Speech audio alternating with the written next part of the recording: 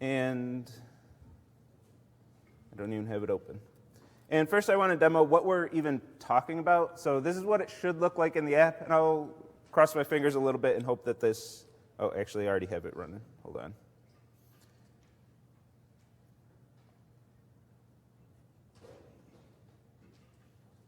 I have it running in the debugger nonetheless.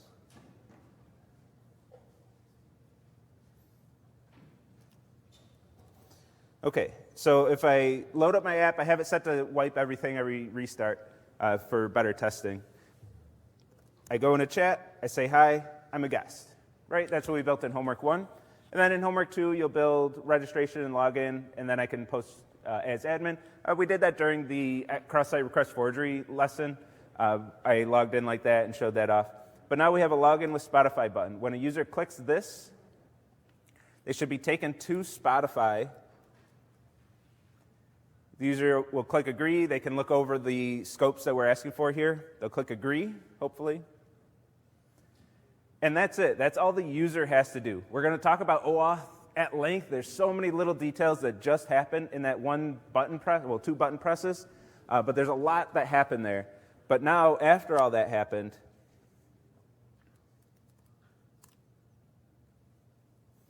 come on.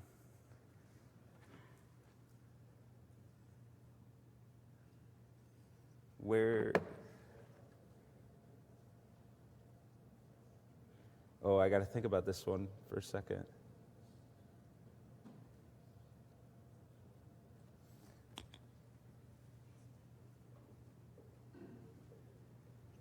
I do. So I do have it open on my phone. That's my issue there. So let me close Spotify. Let me play here. We'll see what song we get right now. It is Hotel California. Okay, well, that works. It was in my player, but the playback was paused, so I'm still describing the song. But anyway, if we change the song,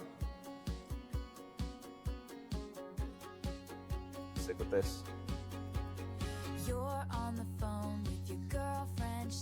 We should get the next song. So that whatever song's playing should show up in the chat. If you're doing AO2, that'd be AO2. And then if I... You know what? Let's leave it like that. And I guess the way I'm getting it, I'm going to get the song even when it is paused, but not if everything's closed down. If my player's inactive, it should say listening to nothing. So that's what we want to build. And do I do that? Yeah, let me do that. I should still be logged in after refresh. And if I click login with Spotify, if I do log out, let me show the whole thing. I'm confident it'll work. If it doesn't, I'll just go to the slides. But let me delete my auth token.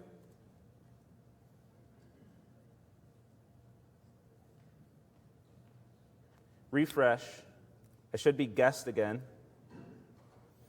And then when I click login with Spotify, it's one single button press now. I don't have to go back to Spotify and click I agree again. I'm already logged in with Spotify with one button press. So this is what we want. We want things to be as easy as possible for the user. I didn't have to register an account, create a password, log in. I didn't have to do any of that. I just clicked login with Spotify and told Spotify that this is cool. So what happens on the server to get that to happen? To get this so nice and easy for the user? Well, a lot of stuff. Oops, I saved that in the wrong directory. A lot of stuff has to happen. So let's go through it all. We went through this authorization code flow last time and talked at a very high level about what has to get done on each step. And I'll review that right now. Let's just remind ourselves what we're trying to accomplish here very quickly. And then I'll go through every one of these steps in excruciatingly slow detail. Jesse Swifty confirmed. No comment. And she's got good music. I ain't hating. So let's go through this, and then we'll go through everyone in excruciatingly slow detail the rest of the lecture and make sure we understand how to code all of this. So let's do it. So first, authorization request. This is when the user clicks that login with Spotify button or anything where we need to access the Spotify API. Our server is going to respond with an authorization request. We're going to say, hey, user, that's cool. You want to log in with Spotify, but I'm going to need permission to do this. You need to give me permission to access the API on your behalf, because I can't just go to Spotify. They're not just going to cough up all your private information. It's not how it works. The user takes that request, sends it to Spotify.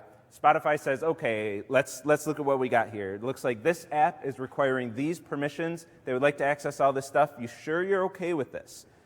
If the user clicks yes, they're going to get an authorization grant, which is going to contain, for our purposes, going to contain an authorization code, which the user is going to send to us. They're going to send us that code, and that code to the API means this user gave this app access to access this API.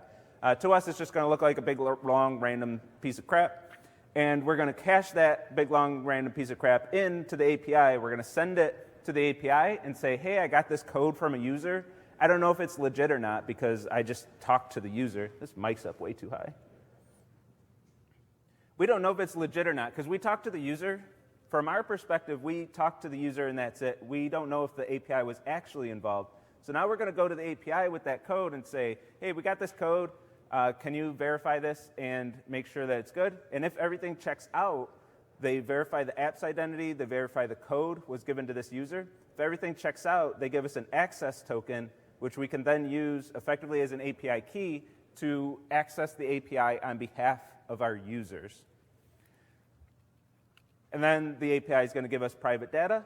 If the user is just logging in with Spotify, for example, that private data will be, in our example on the homework, is going to be their email address is the big thing that we need to know. Then we're going to create an account with that email address, give them an auth token, and do our regular authentication, not authentication, but our regular login stuff after that. They'll have an authentication token issued by us set as a cookie, and then that'll associate their account, which is a Spotify account, to that token. So that's what we want to do. Playing Taylor's version is sad, though. Why? I don't know. But from the moral standpoint, I think we should. All right, so that's what needs to happen, but how does this happen? That's what we want to talk about today, because a lot of that is just very high level, kind of fluffy, cloudy, like what even, like we have, the mechanism we have for all of this is HTTP. So how does all this work with HTTP when we say, hey, client, send this to the API, for example? How do we actually handle that? So let's talk about it. Let's go through this step by step and go through every little piece of this thing. So first, step one, actually kind of step zero, is the user clicking that button. The user clicks the button and that sets everything off in motion. Then our server and the API, we're going to work together to do the whole process that we have on screen here. But the user initiates the whole thing by clicking the login with whatever button, Spotify in our case for the homework. So they click login with Spotify. That's going to send our server a request. The way I have it set up on, actually I didn't give you anything for that. But the way you can set it up the way I did in my solution is that button is just a legit HTML form. I didn't use any AJAX or anything like that. It's a legit HTML form in my solution. So that form, which I think is, I won't say only, but I don't immediately see how you would even use AJAX for this. So having that set up as an HTML form is going to send a request from the user to our app. And whatever we respond with, that's what's going to load for the user. A regular HTML form submission, it's, remember, effectively like clicking a link. So we're going to have them click a link. We have it looking like a button. They're going to click a link, and we're going to send them to some other page. That's effectively how that part is going to work. And what we need to do is, with that response, we have one response we get to send them, and we have to send them to the API with an authorization request. How do we do that? And we have to send quite a bit of information to the server about what's being requested. So this is our first challenge already, right from really step zero. How do we initiate this authorization request?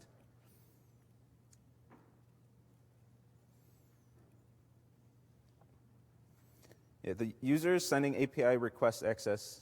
That mean we can send wrong malicious API requests when a user didn't ask? Yeah. So you could like any app, there's some Spotify app out there that uses, if I'm understanding the question, but there's a lot of security issues we'll talk about on Friday.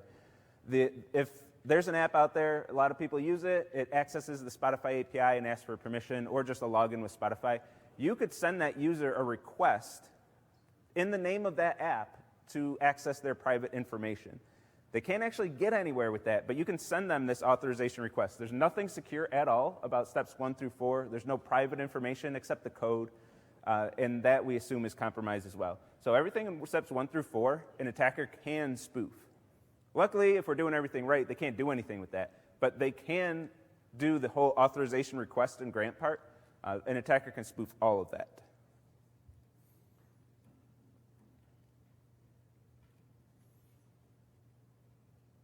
Yeah, chat's a bit ahead of me. I'm on step 1 still. I got like 4 slides on step 1. So how do we send this information? But I'm glad we're thinking about all these things. So how do we send all this information to the server? Because we have quite a bit of stuff we need to send to them. First, we're going to need a response type. For our purposes, we're using the authorization code flow. So we're going to have a response type parameter set to the value code. This is right from the RFC. It has to be response underscore type with all lowercase letters. I didn't put the full name, but it's in the Spotify documentation when you follow that for the homework. Our client ID, because it needs to know who we are, what app is requesting information, so it can make sure that it's an actual app that's registered with their API. Remember, we have the registration step where we get client ID, client secret, and provide our redirect URI to the API. Scopes, this is a list of permissions that we want to be able to access on behalf of the user. This is the list that's displayed to the user when they're logging in, when they're giving us approval. And our redirect URI, which has to match the redirect URI that we used when we registered our app. It has to match exactly. If that doesn't check out, if our client ID is wrong, if anything doesn't check out here, the server's not going to respect the request, because why would they? It's just not a legit request. So how do we send all 4 of these parameters to the API through the user? And our answer is going to be a redirect.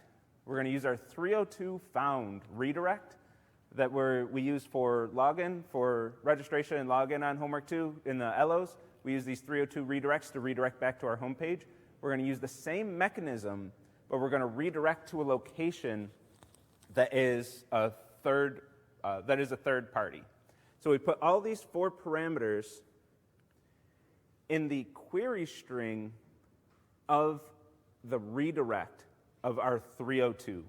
So we're going to create a query string where the query string is going to have request type equals code, ampersand, client ID equals your client ID, and then the redirect URI, whatever your redirect URI is, and why am I blanking on the last one? I just went through them. I'm going to cheat. Oh, the scopes, yeah. Scopes, technically scopes is optional according to the RFC, but it doesn't make sense to me to have scopes be optional, unless I guess the API has default scopes. Anyway, in the scopes, what are we asking permission for? So we identify ourselves. This is what we want the user to let us access. And we're going to send all of that in the query string to the authorized path of the API, specifically the auth server part of the API. And the API is going to get all that information in the query string. We're using the query string because we really don't have another mechanism to do this. How else would we send information to the user and tell the user to send this information to the API? A redirect with a query string is a nice clean way to do this. We send a 302 redirect, and for location in the learning objectives, we have location : / It's just redirect to the home page as a relative path, and it's redirecting to another path on our page, but we can use an absolute path for that. So instead, our redirect, our location header on our redirect is now https : Spotify. I forget exactly what it is. Spotify.com/API or /v1/authorize. Authorize has to be the last part. That's actually part of the RFC. That's why that's the only part on the slide. That's for any Any API, any OAuth API that's following the RFC properly is going to have this /authorize as the path for this. But whatever the host is, you're going to send it to that host with the authorized path. And then the query string, question mark, and then your query string right after that. So that's all in the location header of your redirect. All the information you need the user to send to the server is going to be in the location of your redirect. And we do that with the query string. And that's a nice, clean solution. The browser is going to take that location, take the entire thing, and send the user to that URL. Nice, clean way of getting all 4 pieces of information to the API through the user, because we have to communicate through the user for these first few parts, so redirects are going to be important here. Because how else would we do it? I mean, I'll leave it as a thought experiment, but how else would you do that? There's no nice, clean answer to that question. We could try to put information, I'll give a little bit of it. We can try to put information in headers, but the browser can, do I have this on a slide, right? Yeah. We can try to put it in headers, but on the redirect request, you're sending a response and telling the browser to create a second request. And that second request, the browser might not have all your headers. It actually probably shouldn't just take all your headers and put them on the next request. Why would it do that? So the browser might remove any headers. We can't redirect using a post request. That's just not part of our functionality. We could have the form try to send a post request directly to the API when they click the button. That might get blocked by the same origin policy and some cross-site, well, I'll just leave it at that. It might get blocked by the same origin policy. So our best, cleanest, most clean way to do that is going to be a redirect with a query string, because that's just going to work. Like, there's no reason for the browser or the API, anyone along the way, to block that request, because it's just a URL. It's a GET request to a URL. Why would anybody block that? Okay. Since it is going to be in the URL, we send the redirect in the location. We send the URL as the location of a redirect, and then the browser takes that location and uses that as the URL. This will be in the URL. It will be in the request line of the request that the the user is sending to the API. Therefore, it must be URL encoded. So use your percent encoding for this one. Specifically for your redirect URI, the redirect URI is going to have colons and slashes in it. It's just how URIs work.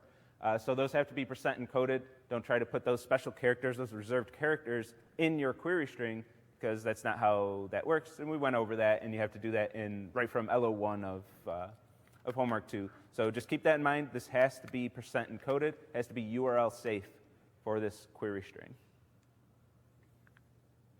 Okay, and then we're on to step 2. You could send a pigeon. That would work.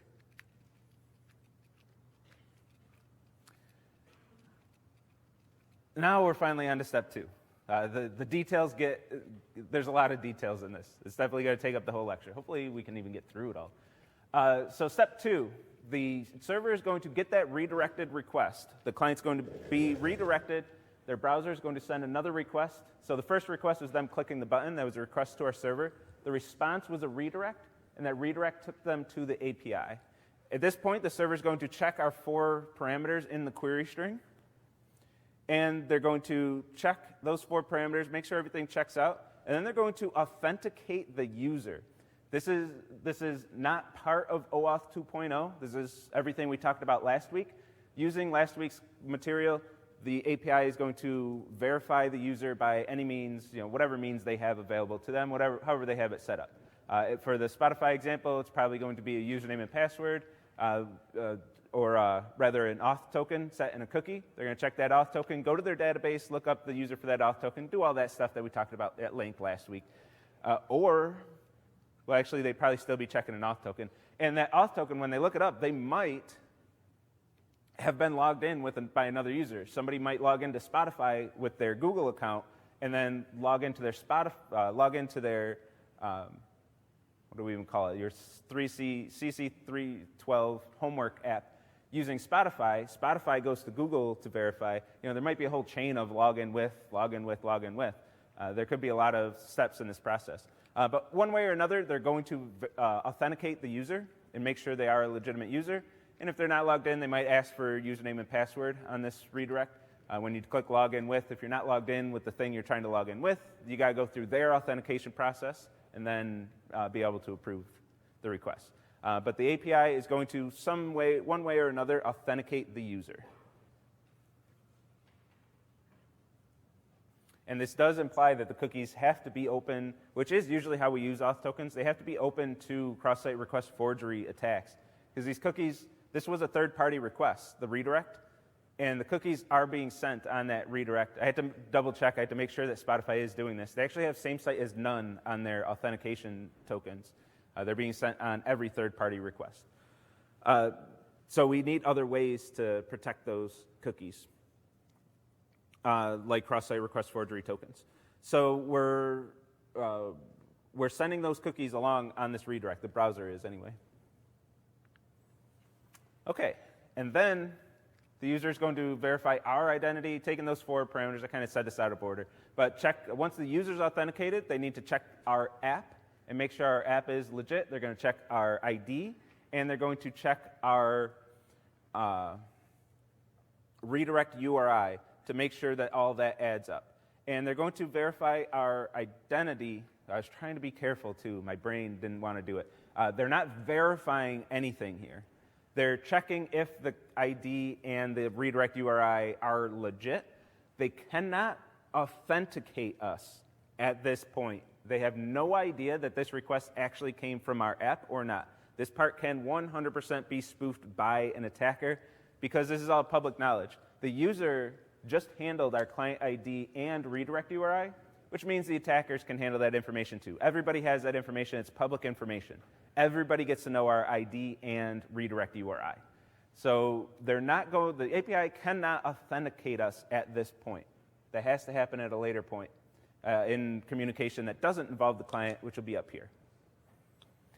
And the API is going to check all those scopes that are being requested and show this screen to the user. This is where we finally get to the, hey, do you want to actually let this app do this? They're going to say the name of the app, which they looked up based on our client ID, and all the scopes based on the scopes parameter, that space-separated list of scopes. They're going to say, this app wants these permissions. Is this OK with you?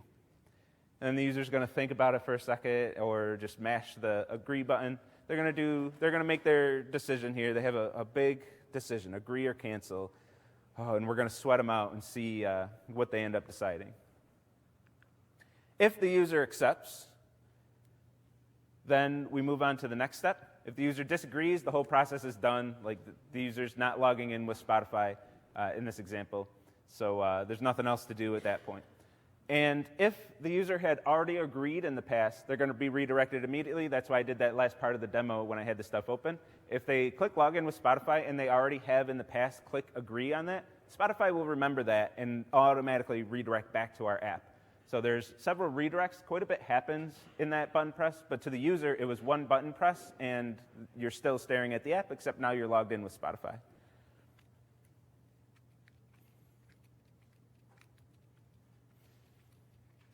Percent encoding is, I thought that said lot, is LO1, yes.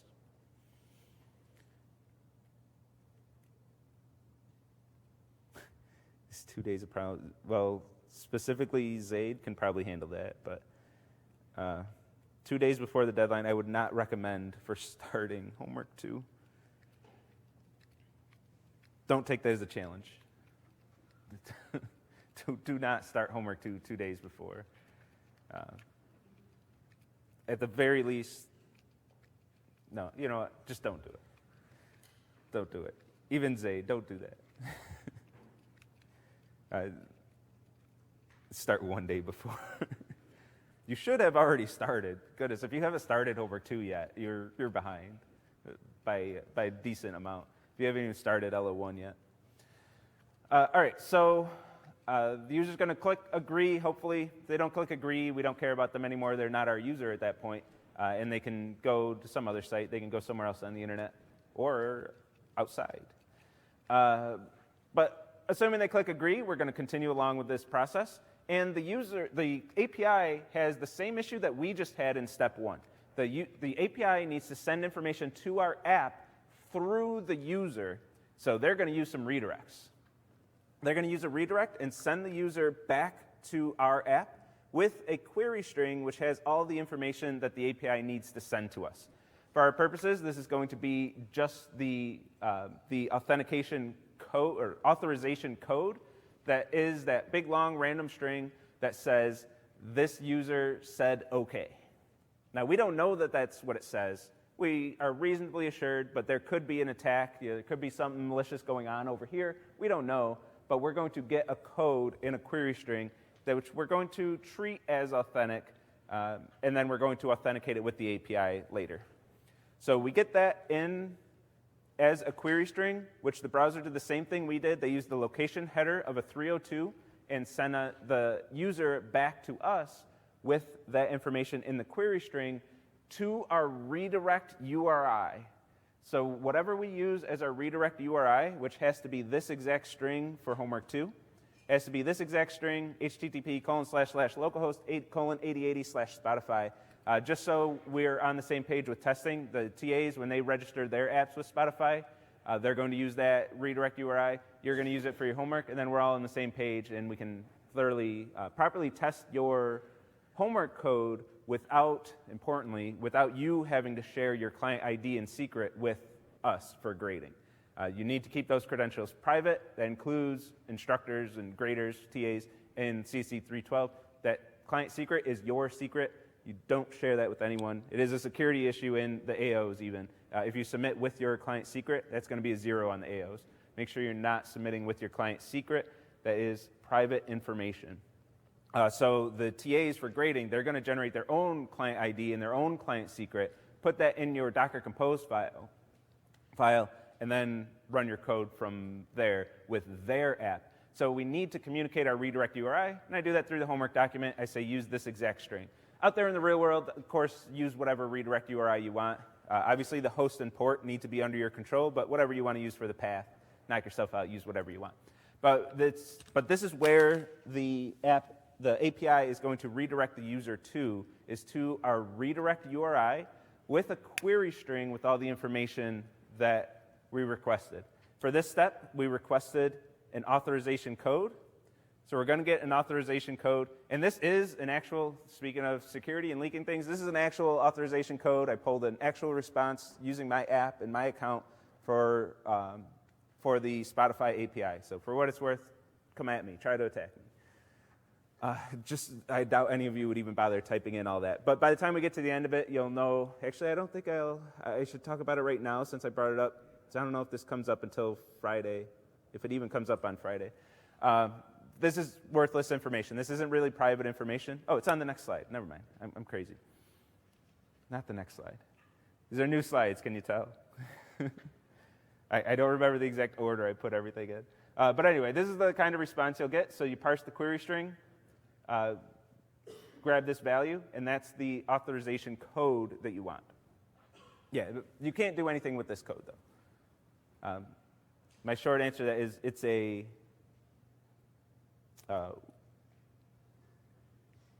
homework.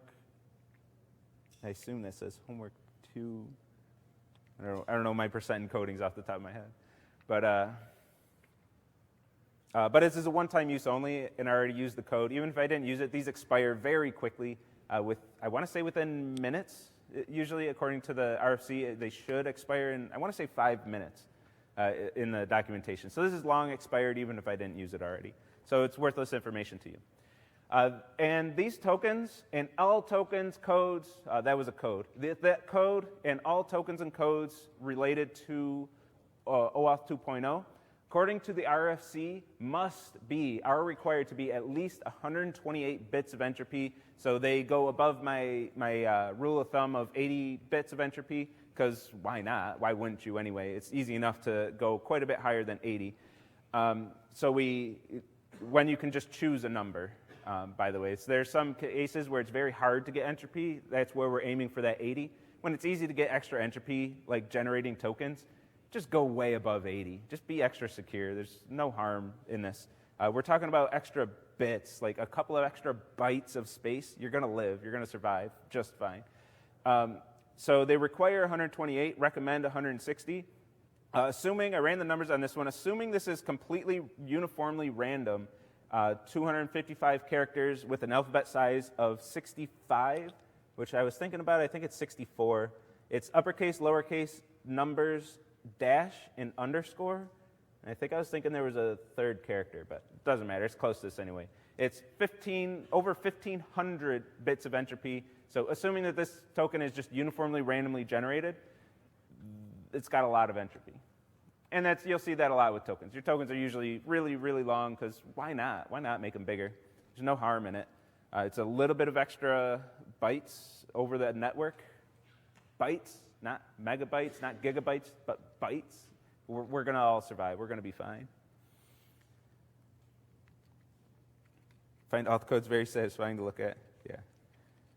Yeah, thinking of an attacker trying to guess this. I almost, for the slide, I changed one character just out of paranoia, and then I changed it back. I'm like, no, let me put an actual one up there. It kind of makes my point of these things can be leaked. It's kind of fine. So we're going to get that query string through the redirect. We're going to parse that code out of it and extract that code. And this code is, as I said, one-time use, so we can only use it one time. But we also assume that it's compromised, or at least compromisable, because the user handled it. That's why I can safely put it up on the slide, because everything's designed to be like this. If the user touched it, we just assume it's not secure anymore. Since the user touched this code, they could have leaked it, either I don't know why they would intentionally leak it, but usually accidentally. They have some malware installed or whatever. They click some shady links all the time. Or this whole process could have been initiated by an attacker. An attacker gives the user a redirect to the API, and we get the response because it's our redirect URI, and then our server is going to go through the process and do what it does with that. So we don't really know anything about this authentication code. Could be completely compromised. So we're not going to trust it at all. We don't know that it came from the API. Again, our server hasn't talked to the API at all, aside from client registration, which didn't involve any authorization codes. So we don't know anything about this thing. We have to treat it as pretty toxic. Could be anything, really. Hell, a user could just start at step 4 and send us whatever they want. Nothing stopping them from doing that either. So we don't know anything about it. So after those 4 rounds, we're now going to be talking to the API directly for the next 4. Talking to the API directly is going to work a little bit different than when we had to go through the user. And our first goal is to cache in this authorization token. So since we can talk to the server directly, we get to use a lot more power. We get to use more of HTTP. We don't have to go through redirects and query strings and all that stuff. We're able to use post requests now. We can't really redirect a post request. We can try the form trick, and I don't know, it could just be kind of gross. But now we're communicating to another server to server. We're going to create a post request and send whatever we want now. We can use post, API endpoints. We'll use put, delete, all the HTTP methods. We can send these as AJAX. Well, that doesn't make sense. It's not AJAX because it's back end, not front end. But we need to send requests, HTTP requests from our server, which is something we haven't done so far in this class. So to do this, I'm recommending the requests library. We'll keep it simple. The library does all of it for you. It'll create your headers and put your /r/ns. It'll do all the stuff for you. So use the request library. You're going to have to specify the URL, any extra headers you want to specify, and the body of the request, what you actually want to send. It's going to keep it down to what you actually need to communicate, and you won't have to worry about the details of HTTP requests like you do for the rest of your server. I wanted to have you do these from scratch. It would have been a better learning experience, but you're going to have to connect to the API using HTTPS, which we haven't even talked about yet and really complicates things. Finally, I just said, you know what, I'm letting them use the request library so we can talk about OAuth. So use the request library. This is an external library. Add it to your requirements.txt. Look up the documentation on how to use the thing. Or if you don't want to do that, try to write your requests from scratch. That's fine too, but that's way, way, way harder. And kind of a detraction from what we're talking about in this week. Okay, so your app is going to send requests directly to the API.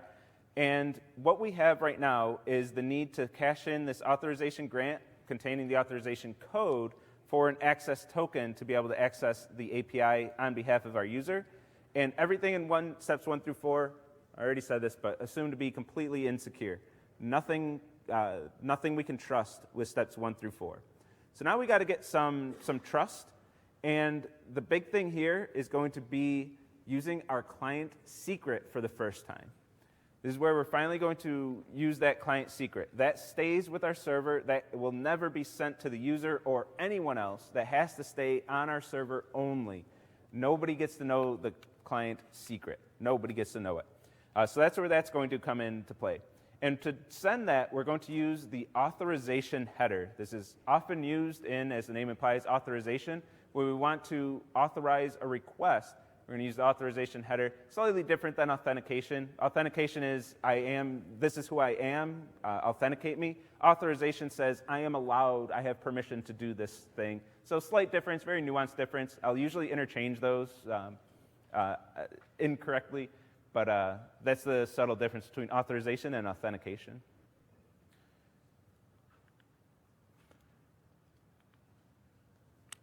That wasn't even the point I had to make. And the RFC recommends, there's 3 different ways that you could send this client secret in an HTTP request.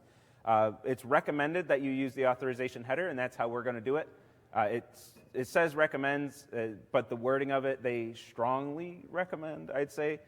They do allow, the RFC does allow for the client secret to be sent in the body of a post request, but it does say only do this if you don't have access to modifying headers. If you can modify a header, put this thing in your headers. Don't put it in the body of your request. And it must not be in the URL. So we cannot put our secret in the URL of a query string, like in the query string of a URL, for example. Not allowed at all. That is insecure for reasons that my brain couldn't quite wrap my head around, and the RFC didn't explain it. But it feels right anyway, agreeing with them to use the authorization header. And for Spotify specifically, so it's going to be up to each API to say exactly how you're going to send your client secret. For Spotify specifically, which is probably the one you're most interested in for this class at least, you're going to send exactly this, base64 encoded, in the authorization header of type basic. Let me unpack that. So this one, I gave an example, and I would strongly recommend using this as a test case. Code this up as a test case to make sure you're doing things properly. With base64 encoding, I've had some weird bugs with this. There's a lot of things that can just go wrong. I ran it through Python this morning, make sure your code would generate this exact value if this is your ID and secret. So if I have an ID of ABC, a secret, 123 as a string, not an int, I probably should have just slapped a letter in there to make clear that that's not an int. Then the Spotify API needs us to compute this client ID : client secret, which is literally the string concatenation with a colon separating our 2 values. Bless you. And then base64 encode that. I'm using base64 as a function here, abstracted away from languages. This isn't Python specific. So Python, pull up your Python library. You can use the base64 library built into Python and use that to do your base64 encoding. If you base64 encode this exact string, you will get this exact string. And keep in mind that base64 works in bytes. So you take this string, encode it, compute the base64 of that. That's going to give you bytes, and then re-encode. So encode what base64 gives you to get back to this string. And then your authorization header, your header looks like this. Authorization is the name of the header. And then of type basic, the way it specifies this is basic, the literal string basic, space, and then whatever your code is, whatever you're sending in the authorization header. So when you're on step 5, the authorization grant, the Spotify API is expecting a header that looks not exactly like this, that looks like this, but with your value. Obviously, you're using your client ID and your client secret to generate this value, this base64 encoded value. Base64, very briefly, is a way to encode bytes as ASCII safe strings. It's as deep as I'm going into base64 right now, because I want to try to get, looks like we won't get all the way to the end, but we'll just clean it up on Friday. But I want to get at least past step 6. So we're going to take that header. So that header set, that's how we're authorizing our app. The API is going to check that that value is our client ID and client secret. We're the only ones who should have our secret, so our secret is effectively acting as a password. If they see that secret, they're going to look up in their database, make sure that is the secret that they issued to us during app registration, and if it is, we're verified. And then we need to send some parameters. These will be in the body of the request. So we have a special header and a body in this request. We need to send grant type, which will be exactly authorization code. We're caching in an authorization code for a token. The code itself, that's what we got from the authorization grant from the user. And our redirect URI, making sure that that matches, which is a weird thing that Nicholas and I can't figure out why exactly this is part of it. This is right in the RFC, though, that this is required. It's actually part of the protocol, not specific to the Spotify API. Redirect URI has to be there, and it has to exactly match the redirect URI used in steps 1 through 4. It has to be the same exact redirect URI. If that's not there and it's not exact, the API is supposed to reject your request. And then we send those parameters in the body of a post request. And for Spotify, the encoding is URL encoding. So this will look like a query string, but in the body of a post request. And then they're going to respond with a access token. We won't get all the way there, but we'll pick this up on Friday.